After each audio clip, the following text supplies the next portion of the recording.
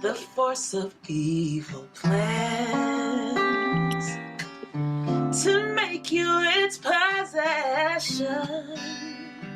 And it will if you let it destroy everybody.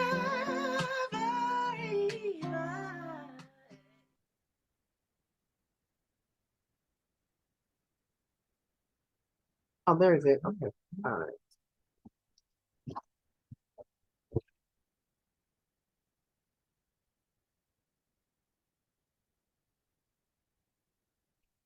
So welcome, everyone. Welcome to the Buddhist Voices for Immigration Justice, Compassion in Action. I first want to take this time to thank each of the panelists and the audience for participating in this critical event. This event is a joint venture project between the Buddhist Coalition for Democracy and the Insight Meditation Center of Washington. The intention for this event is to engage in bringing awareness about immigration issues, providing understanding and compassion as we face systemic injustices. This town hall event will invite Buddhist practitioners, teachers, legal experts, grassroots activists, and others to explore the intersection of Buddhist teachings, human rights, and immigration justice, and how they can take action.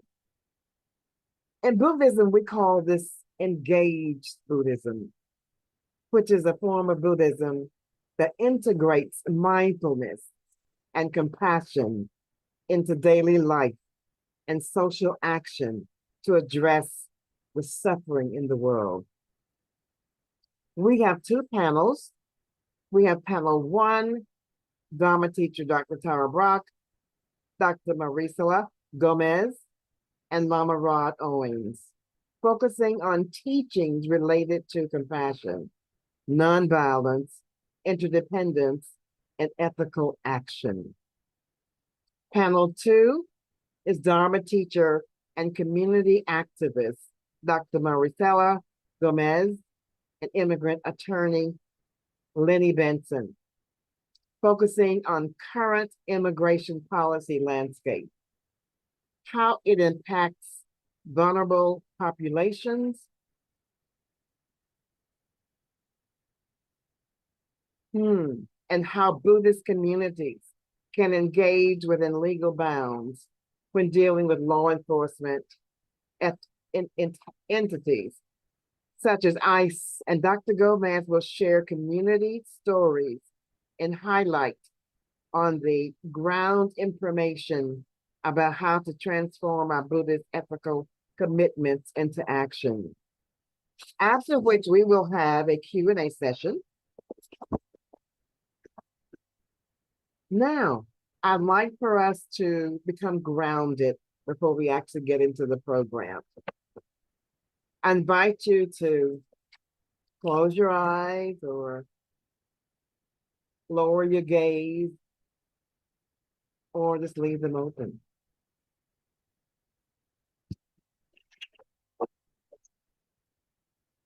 Bring your attention to your breath. Noticing the sensation of the breath as it enters and leaves your body.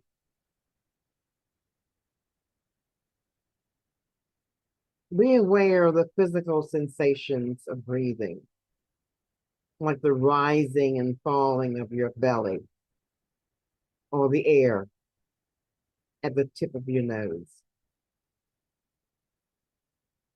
If the mind wanders, gently guide your attention back to the breath without judgment.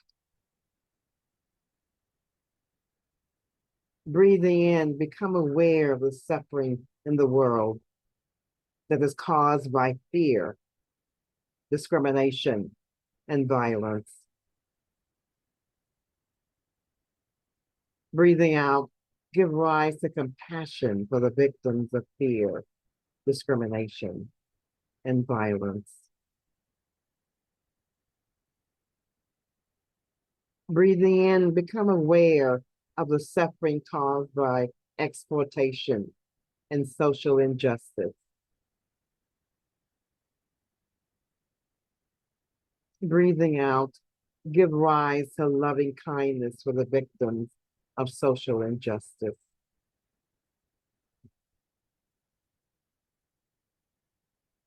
Breathing in, become aware of the suffering caused by unmindful speech. Breathing out, give rise to loving thoughts and mindful words in your heart.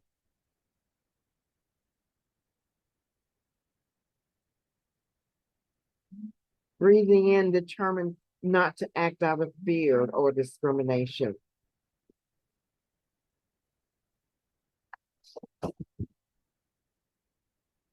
Breathing out, determined to foster nonviolence in all actions of body, speech, and mind.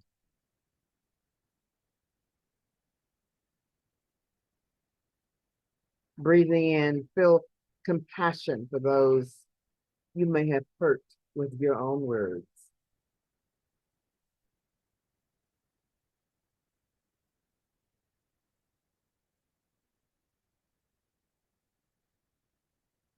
Breathing out, determined to listen deeply and speak mindfully.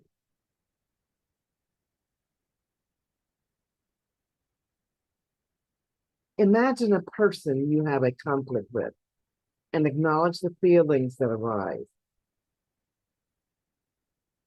Breathing in, acknowledge the pain and suffering of this person.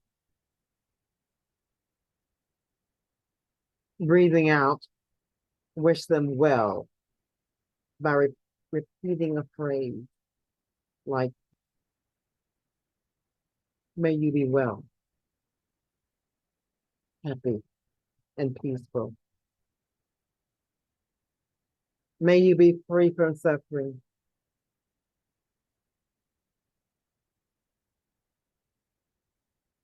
Extend this loving kindness to all beings, wishing for their well-being and peace.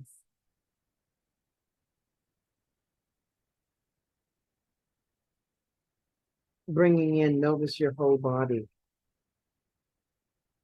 Breathing out, relax and release any tension in your body.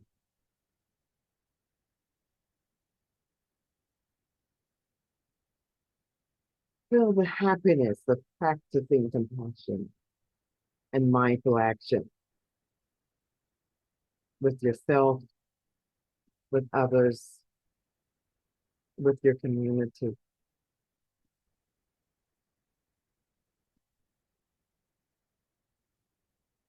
Now I invite you to bring your awareness back to this present moment. Look around you.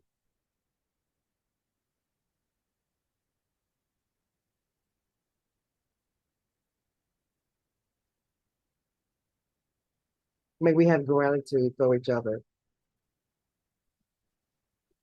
as we continue this event. I thank you for your practice.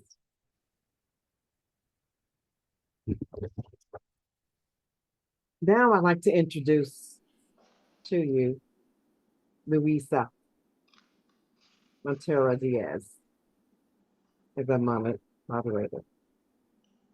Thank you. Thank you, Brenda. Yeah, thank you so much for that meditation. I know I needed it. Thank you. So I want to echo Brenda's welcoming words. Welcome tonight. We have people joining from all parts of this country and even some international locations.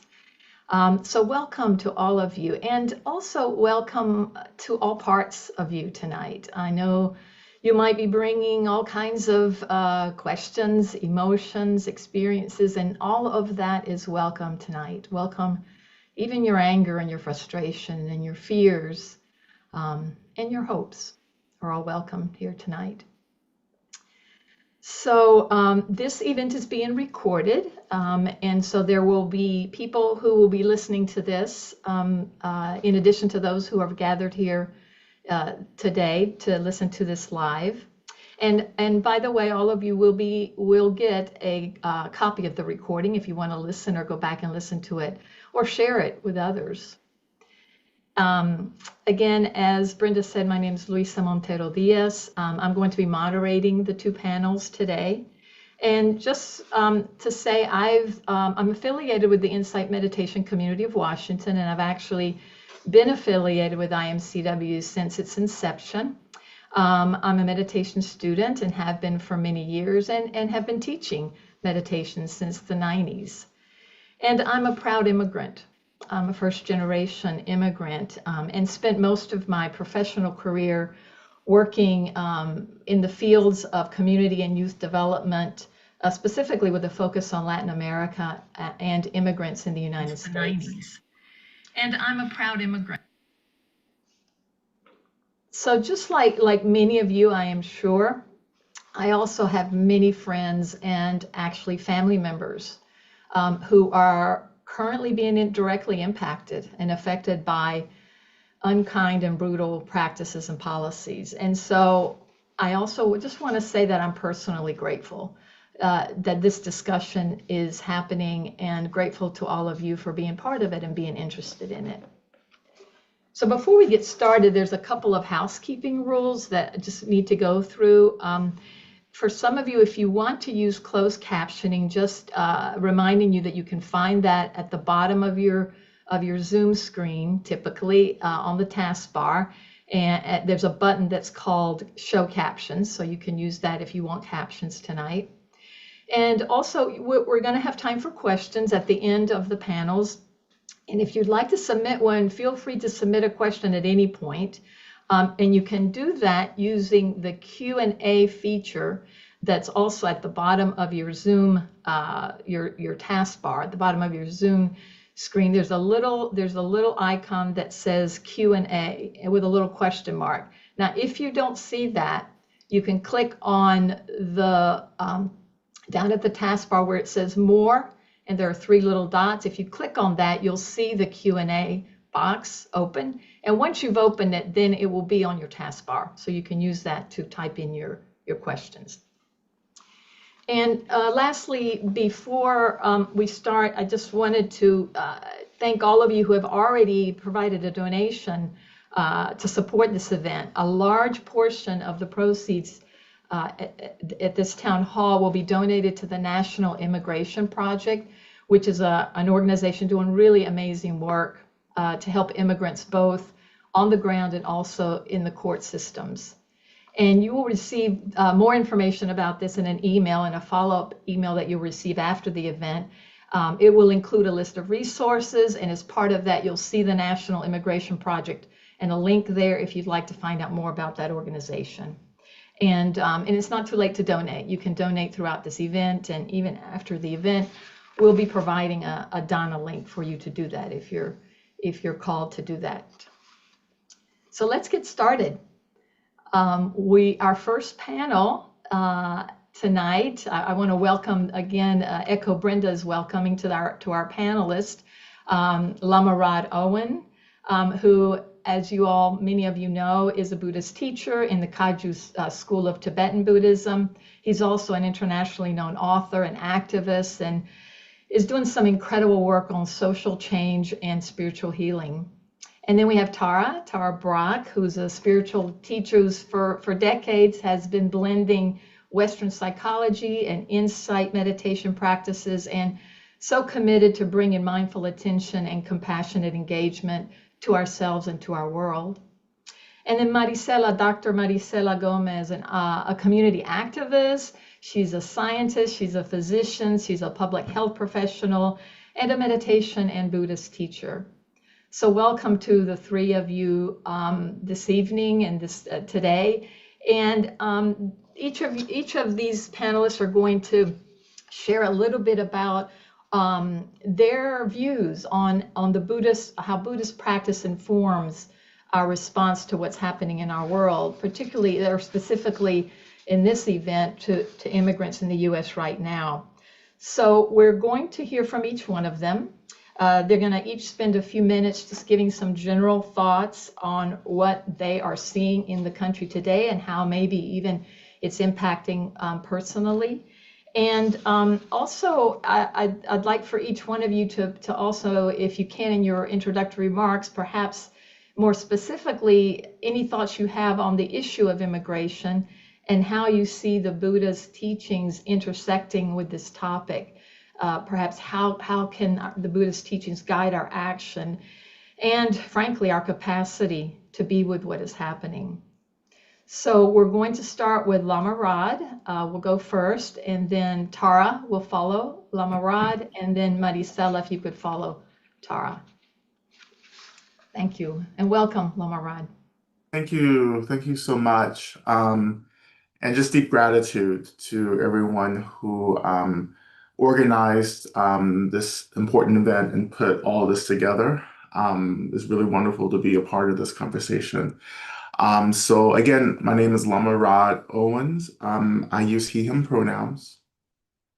And I am currently being held by the traditional ancestral lands, the unceded lands of the Creek, Muskogee, and Cherokee communities, communities who are still very present on this land, but who have been deeply decimated by the system, right, of colonization. We call this land Atlanta now. And it's interesting because I think this acknowledgement of the land is, I think, very close to the root of how I feel about like everything that's going on in the country, how I've always felt about laws or policies that really restrict or police or over surveil people.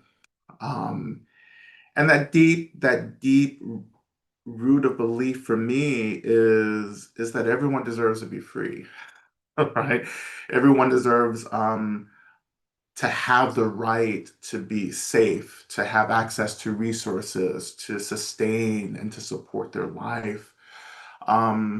Like everyone deserves to have the right to determine like the course of their life. And we all have a right to belong to community, to be a part of community that helps us to kind of guide the decisions that we're making about our lives, to guide these decisions, to make sure that they're decisions that are really about being free and safe and cared for, making sure that these decisions that we're making are reducing harm or reducing violence against ourselves and against others. And for me, too, that is another way that I think about compassion, right? Um, I am really influenced by the practice of Tara, not Tara Brach, but of course, Tara. But the practice of the female Buddha of compassion, Tara. In Tibetan, her name is Dolma or Jolma. And Jolma translates as the mother of liberation, the female liberator, right? And in the Tibetan tradition, we understand Tara to guide us from the shore of suffering to this liberated experience of spaciousness, openness, fluidity.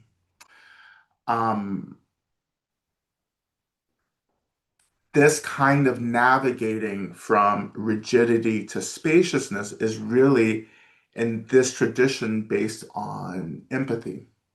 And empathy is when we begin to understand ourselves as others, that we begin to imagine and even begin to get curious about the experiences of others, right? And this curiosity begins to somehow slowly decenter the sense of I, right? And when I is decentered, space opens up for us to experience or to get curious, or to hold the space for the experiences of others. Um, the practice of Tara has been crucial for me in my development as a practitioner, right? And the fierceness of Tara's story really empowers me, really inspires me to be in the world right now with a lot of clarity and a lot of fierceness. For those of you who know me, I tend to really come from the space of abolitionism, and abolitionism, or where my abolition is based on the tradition and the history of anti-slavery abolition. And for me, abolition is really about dreaming, well, dreaming into reality a new or more liberated future where everyone has access to the resources that they need to be well, right? And I think just in this moment here in the United States, we're experiencing really a collapse of the institutions, the systems that have really been at the forefront of restricting resources, right? And has also been at the forefront of kind of like compiling or over consuming resources for certain groups of people as well, the 1%, the wealthy, right? For instance. And I think these systems that have perpetuated this inequality and inequity is really beginning to experience a lot of disruption. And in that disruption, we're beginning to experience um, a lot of discomfort, a lot of pain, right? And sometimes, often that's psychological, physical pain, but it's also that suffering is also really related to our own sense of safety, right? That there are marginalized, targeted communities in this country and around the world, absolutely, but here in this country, um, who are experiencing even more targeting, surveillance, discrimination, immigrants, people of color, our transgender community as well, communities that are being scapegoated, and actually reflect some of these just really sinister ways in which communities or countries have attempted to use the most marginalized communities or groups to distract from larger policies and larger decisions being made that really put all of us at risk as well. Um, so my compassion here is the recognition that we are all suffering, and therefore, what is the choice that I and all of us need to be making to disrupt this suffering? And right, and how fierce do we need to get about that disruption, right? And lastly, Tara teaches us to move from kind of passivity to really direct action. And that's really the fruition of compassion. It's what are you doing to end suffering, right? So moving from aspirational, into direct action, right? And this is where I want to see us moving into the direct action of disrupting systems and policies that put the most marginalized of us at continued risk, right? But to free the most marginalized means that we all get free. So I like to end my comments there for now. Sorry, I may have gone a little longer. No, thank you so much, Lama Rod. Thank you for those words. Yeah, lots to already think about, and questions I think have started coming in. So we'll move to Tara now. Please, Tara. Mm. Well, first, thank you, Lama Rod. I mean, I always learn from you and get inspired, and that was powerful. And I want to say, as others, I'm just so glad this is happening. And thank you to each. Thank you for coming, for being part of this. If I had to say, my perception of the world right now, I'd kind of say, like he said, for Lama Rod, that I think we feel it, that longing to have a world where there's a reverence towards life, where there's a right for safety and freedom, a taking care of each other, a knowing our belonging, and that we're at this time right now where we're sliding more than usual into the shadows of targeting those that are most vulnerable. And it is a suffering for all of us. So what I'd like to do is maybe carry forward a little bit with the way of paying attention and practicing. I think if we all just said, like, what most matters in the world right now, it's our efforts to wake up our heart, collectively waking up compassion. And it's the heart of Buddhism. And maybe what I want to emphasize is that sometimes our compassion is abstract. What I mean by that is that we hear about violence, climate catastrophes, extreme inequities, and we'll go, oh, that's terrible.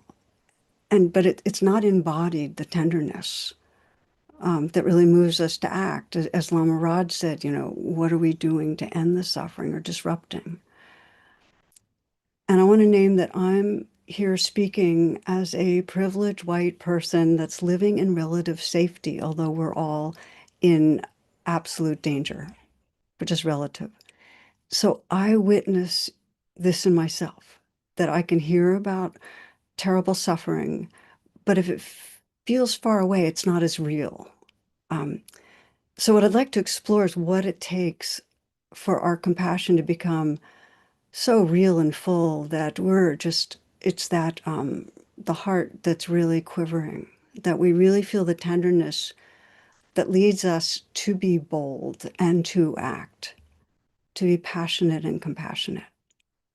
So our archetype of this is the Bodhisattva. It's kind of an evolutionary archetype. And I love thinking of it that way, that the Bodhisattva's heart is wide enough to be touched by all the suffering beings, and that our path is just to keep widening and tenderizing and responding.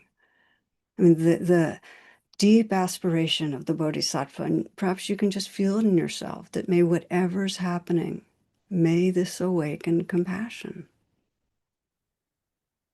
So we're all here, we're all awakening beings, and you wouldn't be here if you didn't care, and if you didn't sense the need for us to deepen our intention collectively right now. I mean, evolutionarily, if you think of it, way back, we developed compassion mainly for our kin, and our small band of fellow humans, right? And even now when we're stressed or afraid, and think of the atmosphere that we're breathing, it's thick with fear and with bad othering. So when we're stressed, our compassion contracts even more. And then add to that, and I want to say this, that research shows that those with more privilege or wealth often show less spontaneous empathy. And it's not because of badness, it's because comfort creates a bubble. We get insulated from the daily realities that remind us of our belonging, our vulnerability. So the point is, and the reason I love this gathering is we have to train our hearts to wake up on purpose. And there's 3 qualities we're waking up in compassion. And one I've named, which is that embodied tenderness where we feel another's vulnerability. And the other is a mindful presence, which gives us this capacity to stay, to actually be with. And then there's action, the movement of the caring heart. To feel the vulnerability, to feel the terror of those facing this country's terrorism, the immigration policies, means turning to the real lives behind the headlines. There's a writer who's collected poems by immigrants in detention, and she says, this isn't poetry. This is what it feels like to live in fear every single day. When ICE vans circle your block, when you hear your father's silent cries, when your little sister begs, don't let them take mama, when the silence after someone is abducted says everything. They are disappearing us is the book I want to let you know about, because I didn't write it down beforehand, but They Are Disappearing Us by A. Lopez. So how do we practice to wake up from being in a bubble? There's two ways that we block waking up. And one of them is that we have a conditioning not to let ourselves feel, so the compassion stays in our head. And the other is we have the habit of getting overwhelmed and possessed, so then we lose mindful presence. So in Tibetan Buddhism, there's a compassion training that you've already had a taste of with Brenda, who started us with the breath in such a beautiful way. And I just want to add on a little more to this training, because in my life, what I have been finding is the more we use our imagination, what's it like being you, the more powerfully we actually let ourselves be touched. So just close with a brief reflection that uses imagination and the breath, if you will. As you did before, just invite yourself to be here, to settle, and to feel your body and your breath.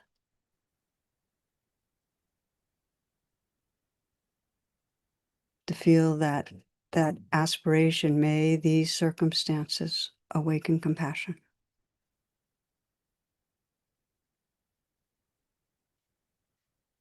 And then some questions. Can you imagine loving someone, a partner, a parent, a child, and knowing they could be taken from you at any moment without warning, without goodbye? So just imagine, pick a particular person, and just breathe in for those that experience that pain of knowing that beloveds can be disappeared in any moment, breathing in for all those experiencing that. Imagining and breathing out your care, your prayer, breathing out and letting it be held in a larger space of love.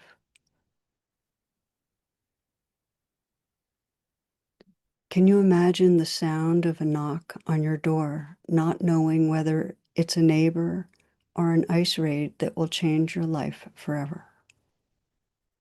Just imagine that, wherever you live, that knock on the door. Let yourself breathe in for those that live with this fear. Be touched. Let yourself breathe out your prayer. Let this fear be held in a larger field of loving presence.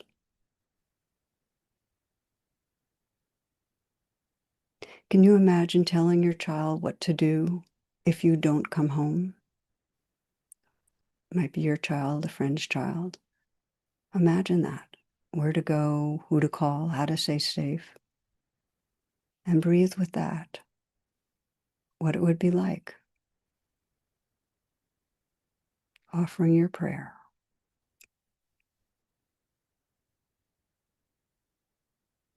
Can you imagine opening your heart to all who are living with this fear every day? Breathing for all that long for safety and belonging.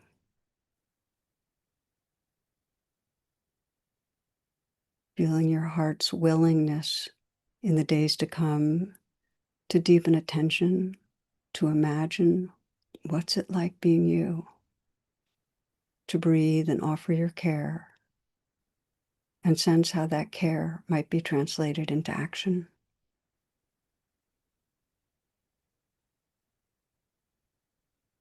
Feeling our shared prayer now to all who are living with fear. May you know you are not alone. May you find refuge in knowing your belonging, that you are loved. May our world evolve towards greater justice, compassion, and freedom for all beings.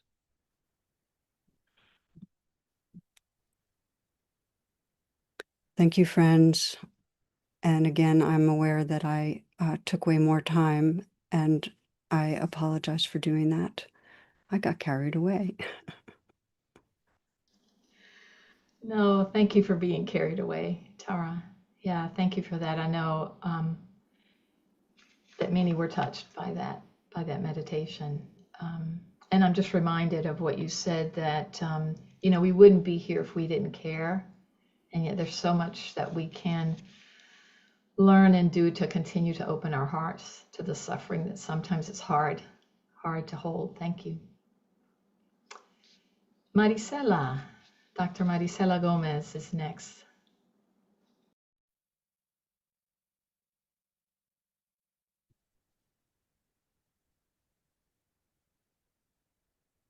Marisela, bowing in from the ancestral lands of the Piscataway people, Lumbee, Susquehanna, and other tribes, today known as Baltimore, Maryland, in the United States. I'm looking at the time. I want to try and stay on time here. My name is Marisela Gomez, and my pronouns are she and they. It's good to be with you. I want to also bring in ancestor Thich Nhat Hanh Thai, the tradition that I teach in and practice in, which is the Plum Village tradition, or the Plum Village community of engaged Buddhism, and honor this lineage, honor our dear teacher, Sister Chan Kong, all those who allow us to continue to practice to get free together. So I want to talk about a little bit of the history of the country, because there's a reason this is happening. It's not this one-time event, and oh my gosh, we have built a country here in the United States of America based on exploitation, colonization, land taken, extraction, killing. And so the fact that the attack on people we have deemed as immigrants, which itself, we can interrogate that a little bit. That's what our practice is. It's an investigation. It's a looking deeply to see what is there and what we want to keep and what we want to not keep. All in the practice of, as we've been sharing, compassion, all in the practice of deeper understanding, and all in the practice of insight. And so it feels to me that this moment of violence and attack on our siblings invites us into a deeper looking, because once we take care of this, there's still a foundation of this country that will continuously invite in the demonization, marginalization, exploitation, and killing of another group, right? It's why it's so easy for a Trump administration to target and eliminate and disappear the people we are calling immigrants today. Myself an immigrant, by the way. I am from Belize in the Caribbean, a proud Creole person. And one of the reasons I haven't given up my status and my proud immigrant status is because I have never fully been invited into this country. I'm always reminded that I'm an immigrant. And so because we have a country that holds that way of being with each other, it allows this kind of separation and continued segregation that can be easily deployed when we have an administration like the one that we have today, you see. And so what is happening now requires our immediate attention and action, as we've been sharing. And what is happening now is also a wake-up call to why something like this can happen. I mean, do we even wonder why this can happen? Do we wonder that it's a repeat of segregation of the 50s and 40s and 60s of Black bodies? Do we see that this is really just a continuation of that? Do we see the way that Gaza was attacked and continues to be attacked even as we speak? When we sit and we say, I can't believe that's happening. Right? It's amazing actually when I hear that. I'm always and often I sit there and I wonder, really? Really though? And so what it tells me is that this deep looking that our practice invites us into, let's practice.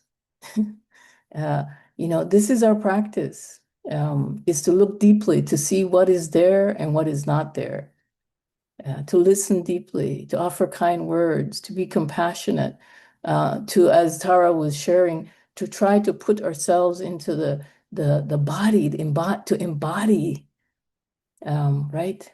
The Lojong practices of can we actually take in the suffering in this way that we actually are really connected to it? So part of what I want to share is this this acknowledgement of suffering, this acknowledgement of the suffering that built the country, the United States of America as we know it, because that's the first noble truth. Suffering exists. And this suffering, and the second one is the path leading to it. Yeah. And we have to abandon it. But we haven't abandoned the path leading to the suffering of colonization. We haven't abandoned the whole process yet.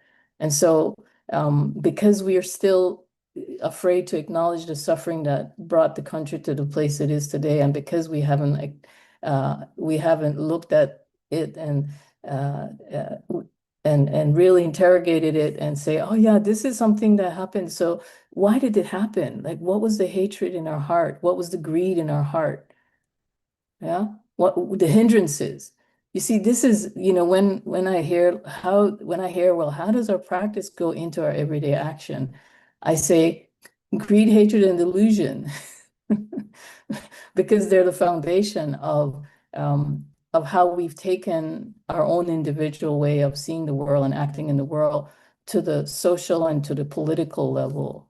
And here we are today with an administration that can, at a pen, with the movement of a pen, not even a movement of a pen, with a finger on a submit button, on a device, and people disappear. So I invite us into this deep looking. It's okay to look. It's okay to look at the suffering and to face the fear. This is our practices. As Tai says, the art of suffering is knowing how to suffer. Knowing how to suffer. And knowing how to suffer requires us to understand where the suffering is coming from so that we can move beyond that. And I feel we haven't quite moved beyond a country that has built a foundation that is always ready for the emergence of attacks on immigrants, attack on trans people, attacks on women, misogyny that continues or attacks in the Middle East. You see class demonizing poor people. Oh, they're so lazy. They're so this. They deserve that, to live in public housing their entire lives. They don't try. Let's get them off that welfare. So what I'm saying is demonization of immigrants has always been the status quo in the United States of America, at least since I've been here. Yeah, and my parents migrated before I did, and me and my two brothers came, I don't know, 10, 15 years later, and they told me the same story, you see. So what I'm saying is that continues today. It's more now, right? Because there's this, maybe it was the practice and the way people always ask, well, where are you really from? Where are you really from? I know in school I always used to get that. Um, but now it's physical, huh? And it's actually, we're going to pick you up, put you in a van and take you away. So I know that since all this started, I have not gone into certain neighborhoods because I'm afraid. I live in the city of Baltimore, and I live about 3 blocks south begins what we call the Latino community, going back that way. And I'm very careful about where I go. I don't go into neighborhoods where all the Latino grocery stores are. I used to go get coconut water on weekends. There'd be trucks out there with coconuts. I dare not go out there now, right? Because even I can identify as Afro-Latin, but because of you put yourself in a certain area and you're gonna get all swooped up. You know what I mean? That's what it's like now. It's not, people aren't there's no discrimination on whether or not it's wrong place, wrong time right now. Yeah. Unless you're really light skinned and the person might feel that you're probably not an immigrant. But then the refugees and asylum seekers that are also being targeted and sent back to Ukraine because of their status, right? But that kind of happens in a more specific way. And maybe Lenni will talk with us about some of that. So I'm a minute over my time, and I want to respect the time. So thank you. Thank you, IMCW, for taking this step in inviting in what hatred feels like, what greed looks like, and what ignorance looks like in a very practical way, and asking us, and what are the Buddhist communities going to do about it? Yeah, because I think that is what we might want to be asking ourselves. Yeah. So thank you for listening. Marisela, bowing. Thank you, Marisela. So Marisela is actually, you're going to hear a little bit from Marisela again. She's wearing a couple of different hats tonight as we move to our second panel. And we're going to do this and hear from Marisela a little bit from a different perspective, and also from Professor Lenni Benson, who I'll introduce in a minute. But keep asking your questions. So we're beginning to get some questions, and once the second panel is done, then we'll engage in a dialogue and entertain some of your questions. We won't be able to get to all of them perhaps, but what we'll do is kind of pick representative questions and then ask them of our presenters. If you have a question that's specific to one of our presenters, please indicate that. That will help us direct them. And just a reminder that the questions, you can click on the little icon at the bottom on the taskbar that has Q&A and a little question mark. And if you don't see that, click on the icon that says more, and with 3 little dots, and you'll see that Q&A box pop up. So with Marisela staying on the screen, we're welcoming Professor Lenni B. Benson from the New York Law School. Hi, Lenni. Lenni's a professor of immigration and human rights, and she founded the Safe Passage Project, which is a nonprofit that recruits and trains and mentors pro bono attorneys aiding immigrant youth. So I think, Marisela, why don't we start with you? Anything that you might want to add from your perspective as an activist, being on the ground as a physician and an organizer, any sort of stories? You started to tell us some of those in terms of your own personal story. Anything that you want to share further in terms of what you're seeing on the ground through your work? Maybe enjoy a few minutes, and I want to offer some of my time to Lenni, because I know there's a lot that she's bringing in. Is around food sovereignty, what we call food insufficiency, which is people. It's a movement to assure that people have food. So the nonprofit I'm involved in, which is called Village of Love and Resistance, VOLAR, we do food mutual aid. And so we also keep an eye on who's offering food. So from where I'm currently located, there's probably like within less than a quarter of a mile, about 4 different places where you can get free food, food banks and places that distribute food. And so what we're noticing on the ground is that there used to be a lot of Latino people who would be coming out for food in any line. Today there's like a block down the street here on Fridays. It's further about 5 blocks that way and like this. And it's changing back a little bit, but about 3 months ago, the people who were in line, it started to shift. You know, you just kind of know, you start to keep an eye on who's not coming out anymore for food. So it really shifted. Weren't many Latino people anymore coming out for food. So I think that's really important, because what that says is that people didn't all of a sudden come into food.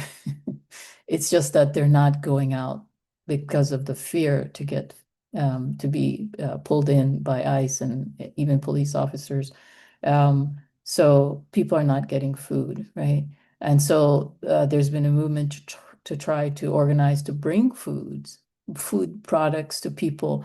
But also when you knock on people are afraid of opening the door, even to neighbors. So even if someone historically may, say hi or something, there's such a fear now to just receive something brought to the door. Yeah, so that's like one really very specific thing, is this food insufficiency and the impact it is having on children.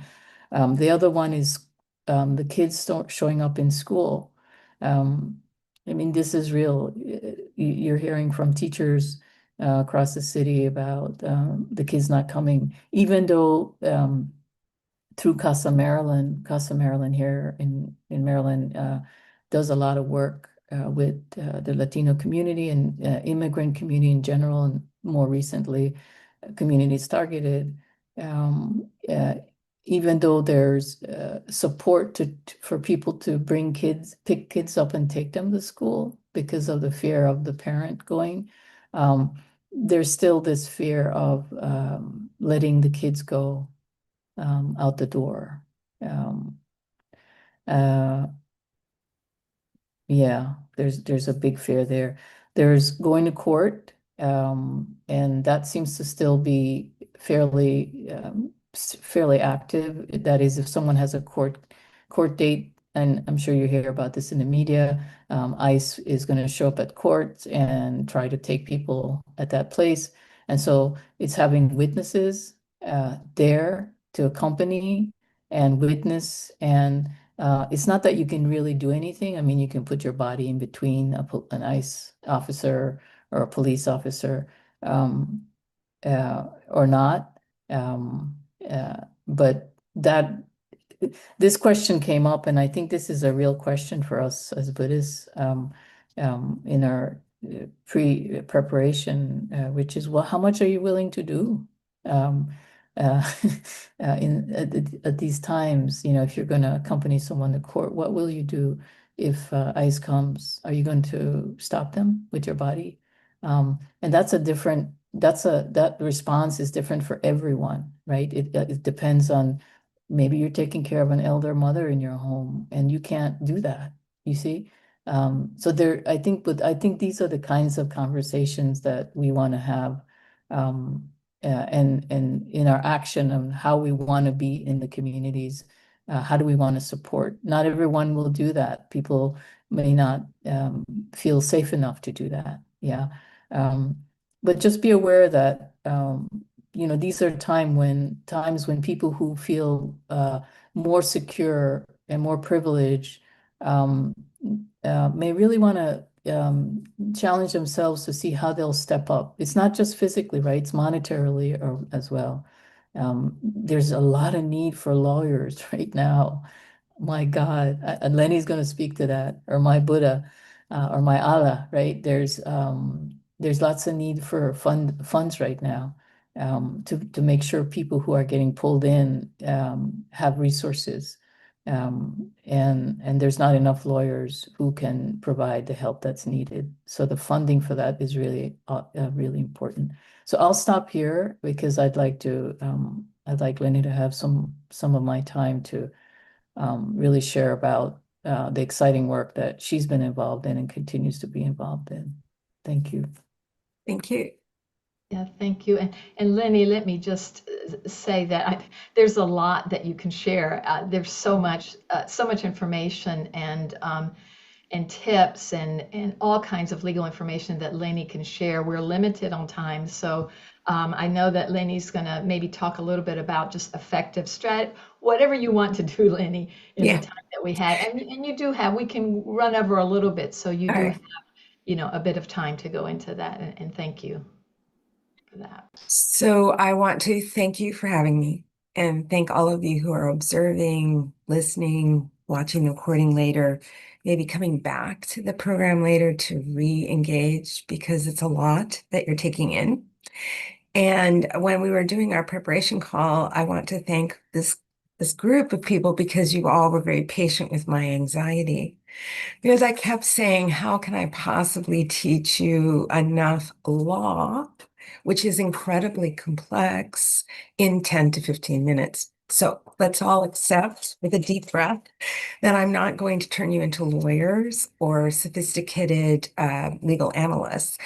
I did share with this community, and they're going to send you resources after this program, one of the most thoughtful and efficient set of know your rights materials that I've seen in many, many years.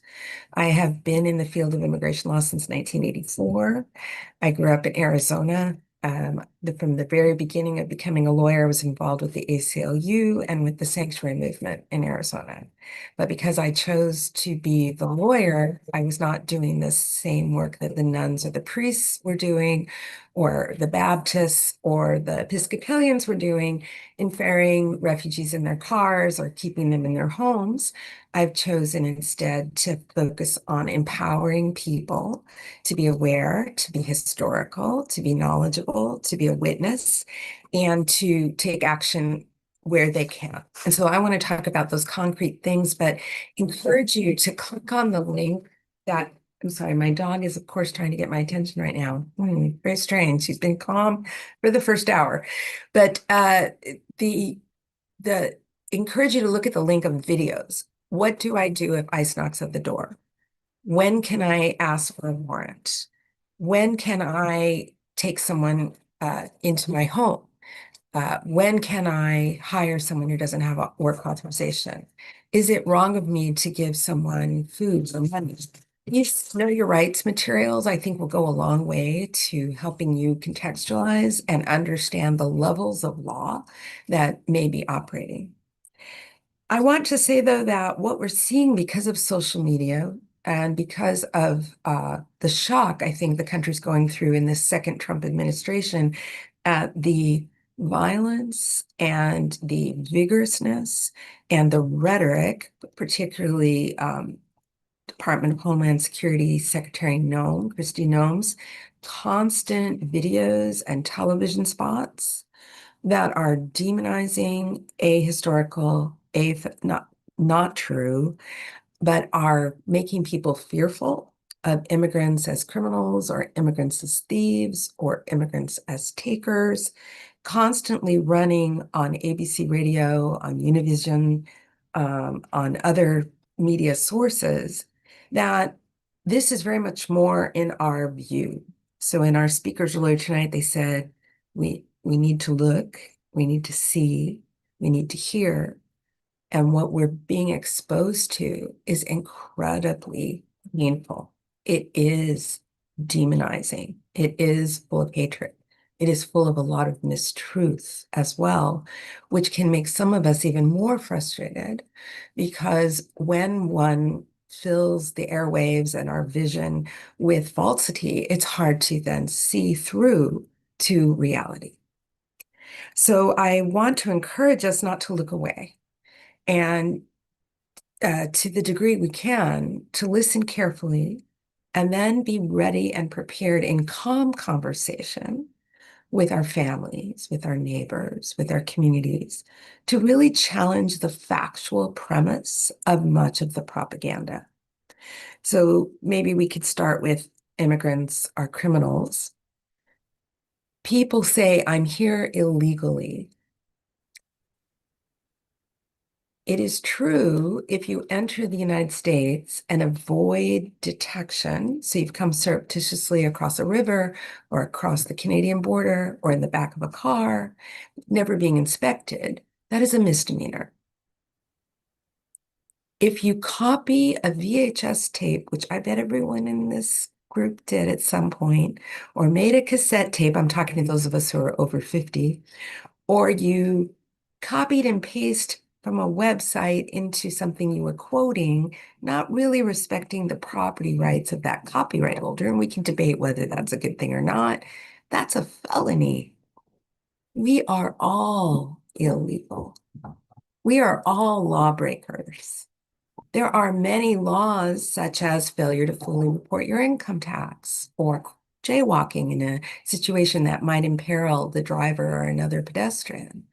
We break laws all the time, and yet our society feels very comfortable. And immigrants themselves sometimes take on this burden of feeling the weight of law breaking or illegality more viscerally. Now, is it comparable to compare entering the country without inspection, without checking out a point of entry, presenting a visa document, and the theft of intellectual property, or the theft of wages, or the theft of food from another, or the theft by tricking people into investing in a security?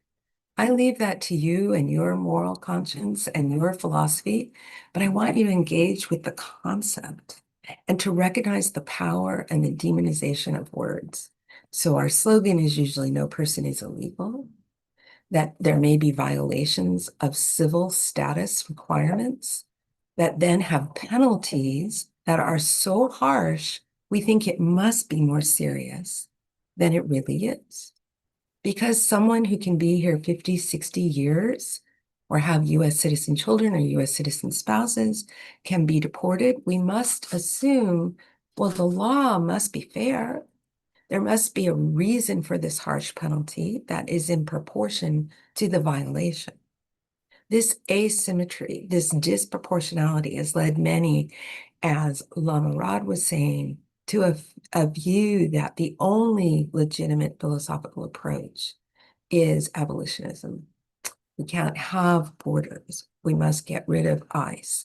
We should never control migration or detain. That might be one response. For others, it may be, let's look for proportionality. Let's have paths of forgiveness, of reconciliation, of path to status. The Deferred Action for Childhood Arrivals, nicknamed DACA, that President Obama put in 2012, is still in litigation. The status of the people who have held children, young people who were brought to this country before 2012, have paid fees, have good records, do not have criminal backgrounds, were given work authorization, that is still in flux and people are still fighting about it. But let's look at the diversion of the litigation and even the act of forgiveness by Mr. Obama to recognize the real cause of the need for such a complex program. Congress has refused to adapt our immigration laws to globalization, to our society, to reflective of the people we are. There has really not been a positive immigration law reform since 1990. And most of the laws that have gone into effect from 1952 and before are restrictive laws, are thou shalt not laws. We don't want laws. Stay out laws.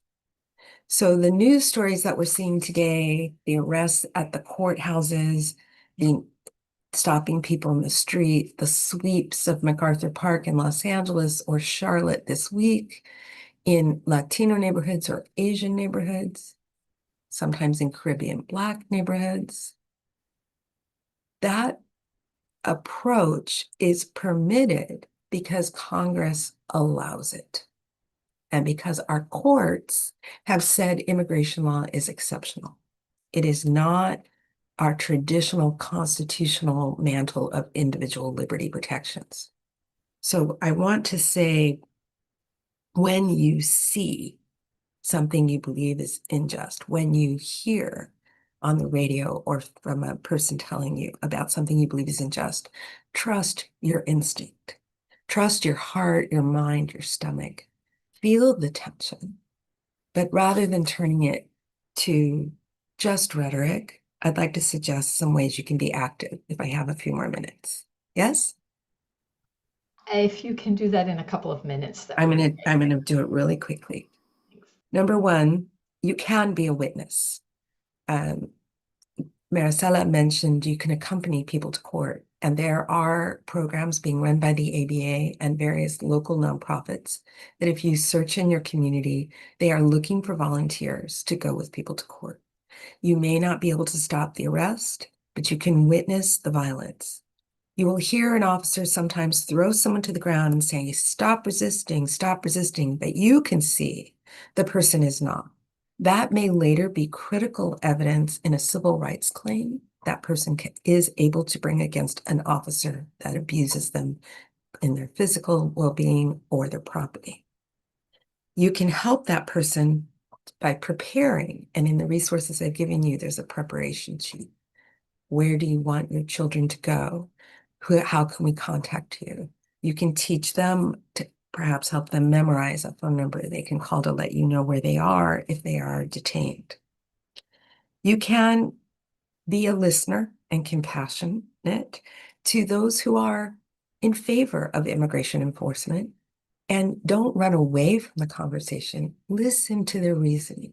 Often, recent immigrant communities are most in favor of tough immigration enforcement because they don't want to be demonized as the other, and they have an illusion that there will be a line and then everyone will accept me.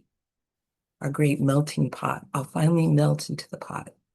We know that isn't true. As Marisela said, all of our lives people will say, and where are you from? And then I would like to say, if you want to be more active, you can support legal education, you can support bond funds, you can write to Congress, you can train to become a standby guardian, you can be someone who becomes, even though you're not a lawyer, an accredited representative, authorized to represent people before the Immigration Service.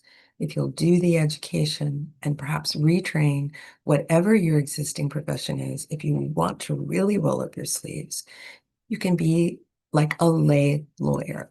The law actually allows non-lawyers to provide legal assistance, and that's called becoming an accredited representative. I don't want to say it's super overnight, but it's something you could research if this is a passion for you.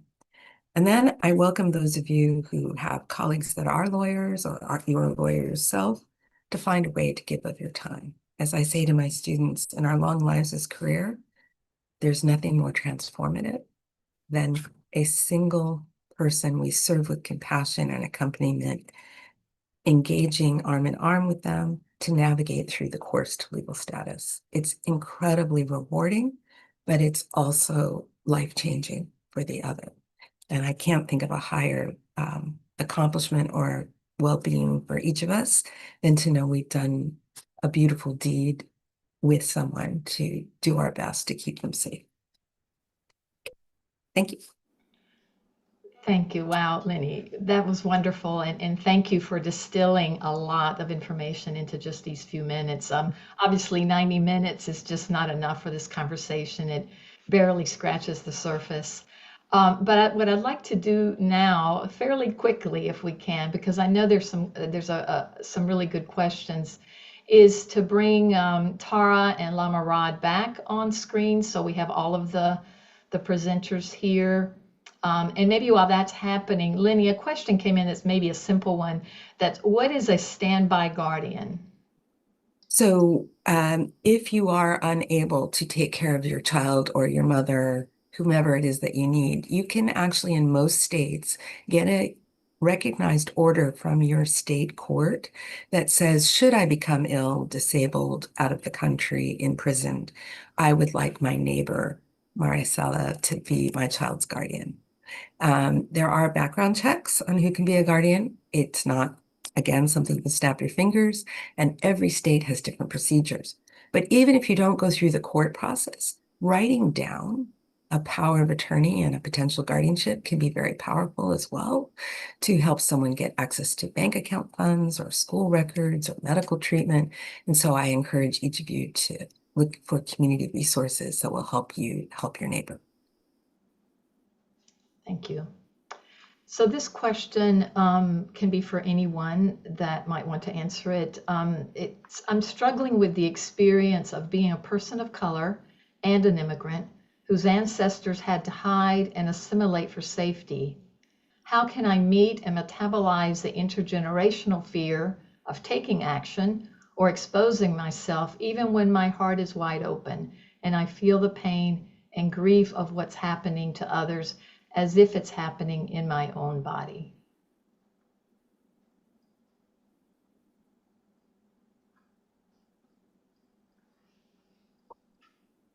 I have a tendency to rush in and answer questions because that's my job as a lawyer. I would say I did bring this up in our preparation. I've always asked myself if at the time of the Holocaust, I'm a Jewish woman. My ancestors fled and were lucky and came before the Holocaust. But I always ask myself, would I have been the brave Dutch person? Would I have been the ally? And so I don't want to be naive about that. And for someone who is an immigrant and a person of color, it's much more difficult. But I would say everyone has their own level of comfort. But with education and research, you may find a place that you can find balance, and maybe you're helping raise bond funds, or maybe you're helping someone else get an education, supporting a lawyer who's exhausted every week by making soup for them. Most of the lawyers I know doing this work right now really could use friends. So that could be an answer. I hope the pain you're feeling is real.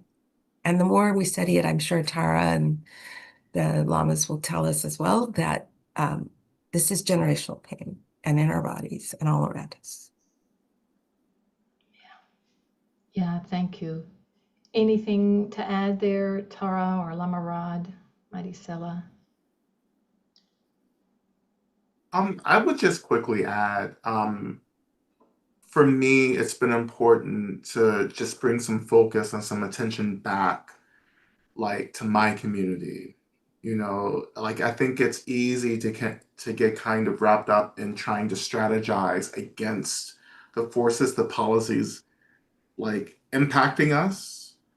But what I've been doing with folks around me is that we're just drawing a little closer inward to say, how can we resource each other right now to be sustainable through this, for this moment? Like, how do we take care of each other and resource each other so that those of us who have the capacity can be a little more public?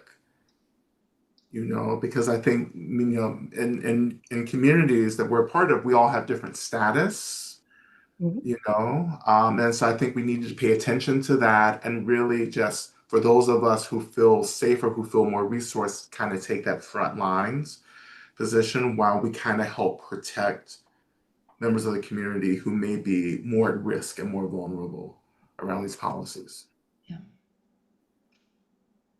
Yeah, thank you. We've had, this question must be asked. We've had a few people that are in Charlotte, North Carolina, or in North Carolina. It's the state that I was born in. So this is also questions that are close to my heart. One question is, and it's representative. I'm in Charlotte, where over 300 people have been kidnapped by CBP and ICE since Saturday. I'm volunteering with local groups who are identifying and documenting detentions. I'm also attending protests daily. I'm exhausted, physically, emotionally, and spiritually.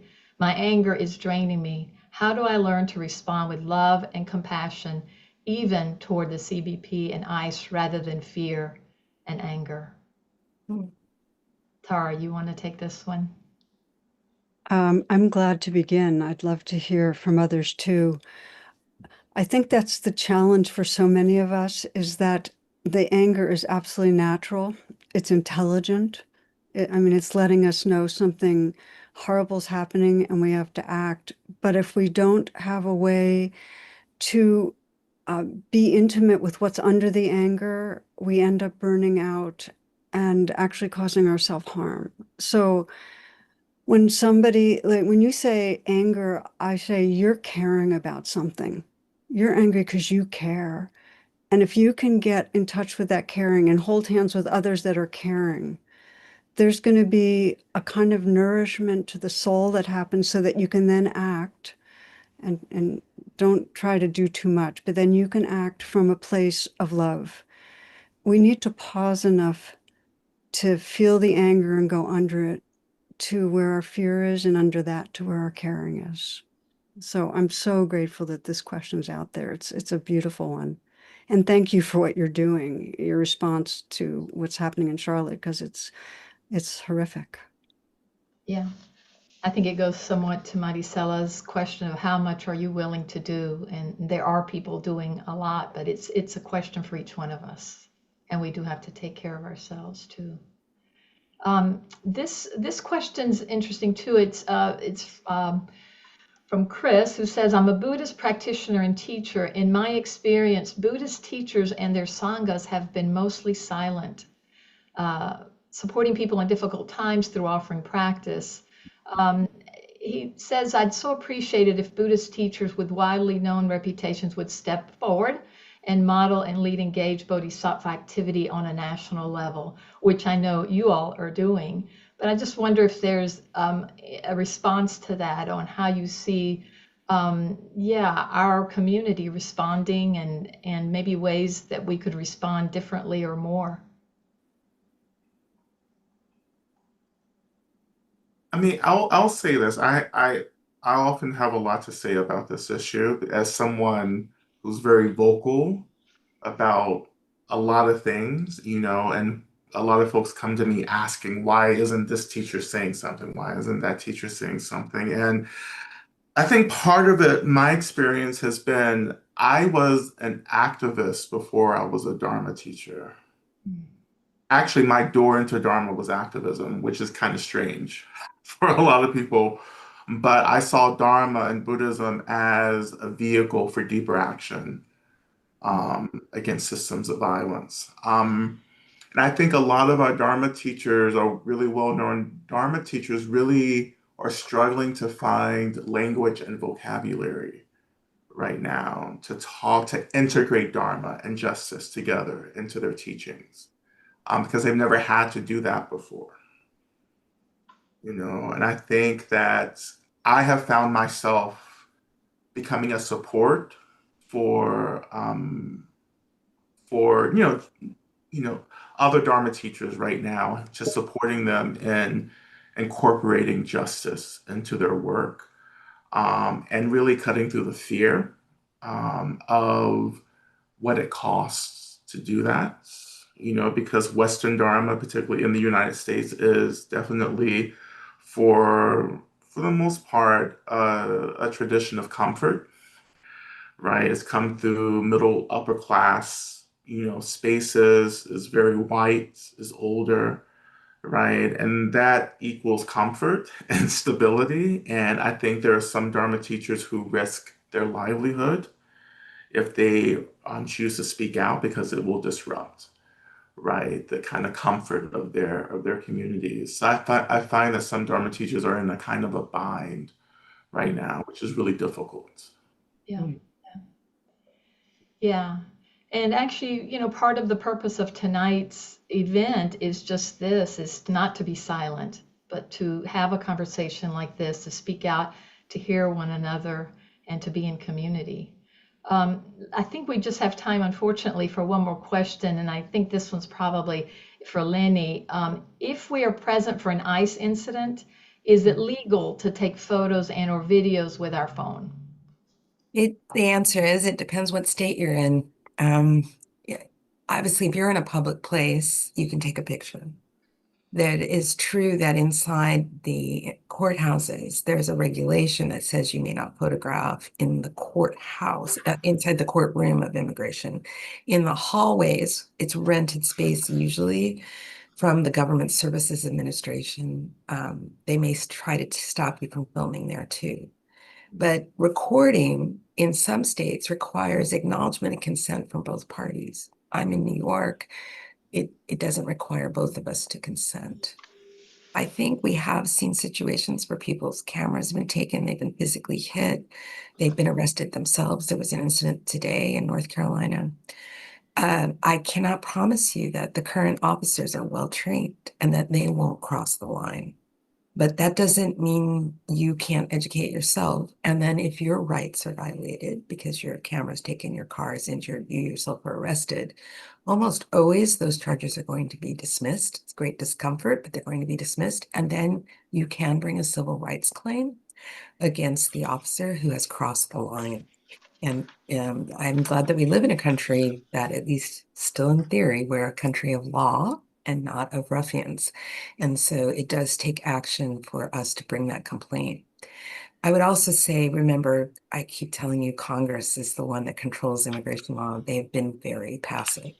And so bringing to the attention of Republicans, independents, socialists, Democrats, incidents that are personal to you is incredibly powerful and hard to look away from. And with enough of us raising our voices and speaking truth and showing what we've experienced, there's some social science that says it just takes less than 3% of a population to shift a view. So let's not think our actions aren't meaningful. They are meaningful. And even if they don't change tomorrow, we know we were part of the process toward change, and that's good for us. Yes, amen. What a wonderful way to end this conversation. Unfortunately, we have come to the end of it. I think, one of the things, there's so many things that you all have shared, and thank you so much. I hope people will listen again to the recording because there's a lot of nuggets and a lot of information. I think the main thing, is not to look away. Not to look away and to, as Tara has said, to really ask ourselves continually what really matters to us. So this is really a first program as with IMCW, Insight Meditation Community of Washington, and Buddhist Coalition for Democracy. The first time that we've partnered together to do this. So I hope there will be others. So please be on the lookout for other events like this. And we realize that this conversation only scratches the surface and that things continue to evolve and shift and they're complicated. But I think today's event has really been an expression, certainly on the part of these two organizations and on the part of our presenters. And also, I think every one of you who have shown up to continue fostering awareness and compassion and action in the face of suffering. So I will now pass it back to Brenda, who will close us out and provide a little bit of information on maybe next steps and how you can stay engaged. Thank you so much. I want to thank each one of you for your participation in bringing awareness, bringing your own experience to liberate all beings. And I invite the audience to engage in the liberation of all by taking action. As you perhaps know, there are many ways to take action, which we talked about tonight as well, which includes donating to organizations that provide hands-on support in immigrant justice, protest, write your Congress about the inhumane activities, Join groups such as ours that are providing hands-on support to immigrant justice and any other issues that are important to you. You will receive an email. Each one of us will receive an email with additional resources available for you to take action. We are all grateful for this event, and I encourage that these town hall meetings or similar events will continue, bringing us enthusiasm, more compassion. So I once again special thank goes out to Buddhist Coalition for Democracy, Insight Meditation Center of Washington. Special thanks for the planning committee for this event, which was comprised of both groups. And a duly special recognition to Catherine Cole. I don't see her right now, but yeah. She kept us in hand. She kept us in the meetings on time. And so I want a special thanks to her. Now I want to end with a dedication of merit, as we always do.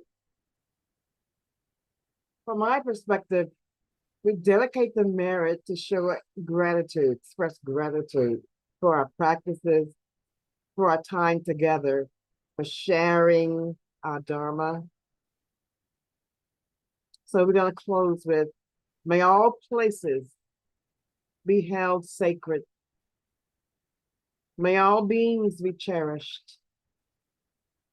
May all injustices of oppression, devaluation, and theft be fully righted, remedied, and healed. May all who are captured by hatred be freed to the love that is our birthright. May all who are bound by fear discover the safety of understanding. May all who are weighed down by grief be given over to the joy of being. May all who are lost in delusion find a home on the path of wisdom. May all wounds to forests, rivers, deserts, oceans, and wounds to Mother Earth be lovingly restored to bountiful health. May all beings everywhere delight in whale song, bird song, and blue sky. And finally, may all beings abide in peace and well-being, awaken and be free. May you go in peace. May you experience and give unconditional love, and may you be that which you seek. Thank you.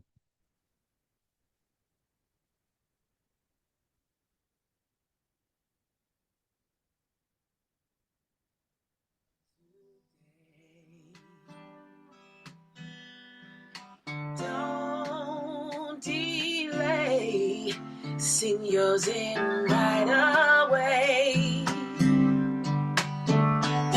Hate's going round, breaking many hearts. Stop it, please, before it's gone too far. You sing some blues or anything, just sing anything. A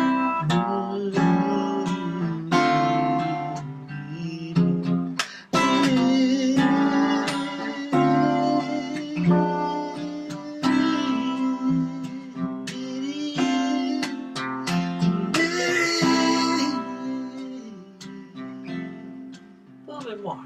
Come on, Blue. I do this to him every time.